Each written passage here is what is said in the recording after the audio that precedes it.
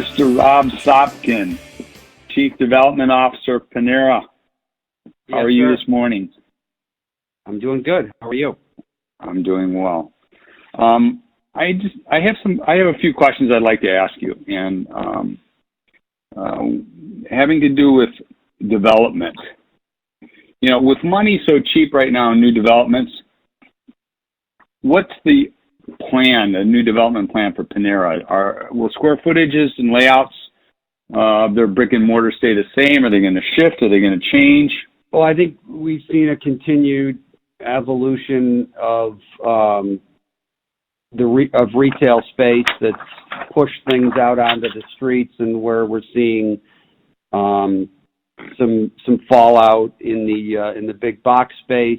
We're not necessarily seeing that in the more convenience-oriented retail spaces that are nearer to the street and smaller boxes and things along those lines. I think just the opposite. I think there's been increased competition for those spaces, and I think we'll continue to see that as retail space evolves and becomes more convenience-oriented.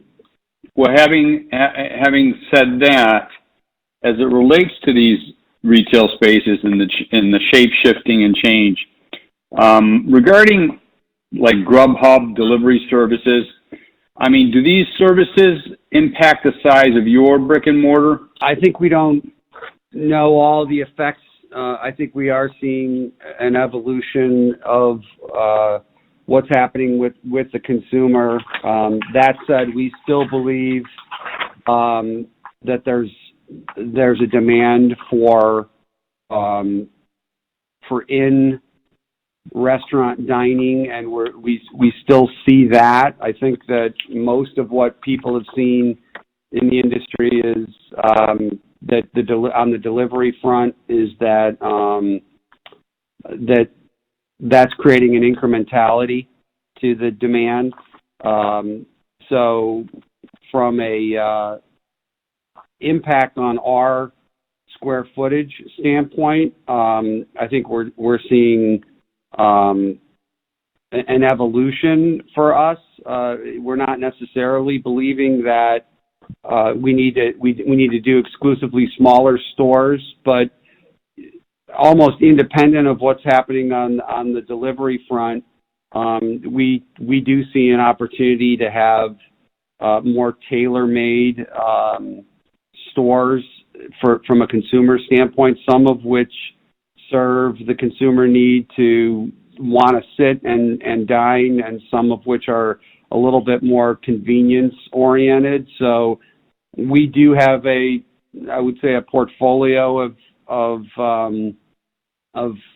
store types that we're utilizing depending on the trade area. So if we see a certain demand within a trade area, we might go with our traditional store, our full-size store, and we're still growing in that space. And that's typically around 4,300 square feet.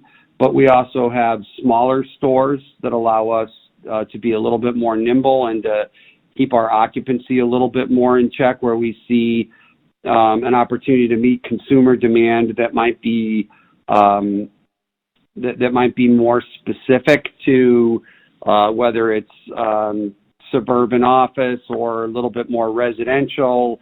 And in that circumstance, we can open up a smaller store that's able to meet that one particular consumer demand, and we'll be doing that as well. Mm-hmm. Well, and segueing into that, you've probably alluded to some of this, but with that stuff on the horizon, do you think are less people going to be eating out, and if so, and or not, how does Panera plan to swerve into that direction, let's say? Well, I think we're looking at this as I said, right now, incrementality in terms of people do want the ability to have things delivered to them. In terms of eating in, I don't know that we're not necessarily forecasting that people are going to want to eat in less, as much as we're looking at that as no longer being the exclusive way that people were dining. So now, we've gotten into drive-throughs.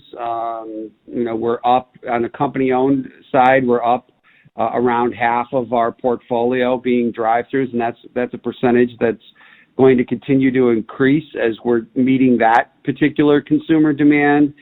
We also have what we call RPU, which is rapid pickup, where people can order on their phone and come in and simply grab their bag of food and be on their way. And then, of course, we have delivery, and Panera does its own delivery, and we've been a pioneer in terms of delivery, and we're kind of out ahead of it before most of the industry. And then you have dine-in. So it's really more, I don't think that particular need state is going to go away for the consumer or continue to necessarily shrink. It's really more, how do you create an ecosystem of stores and channels that are able to meet the consumer where they want to be met.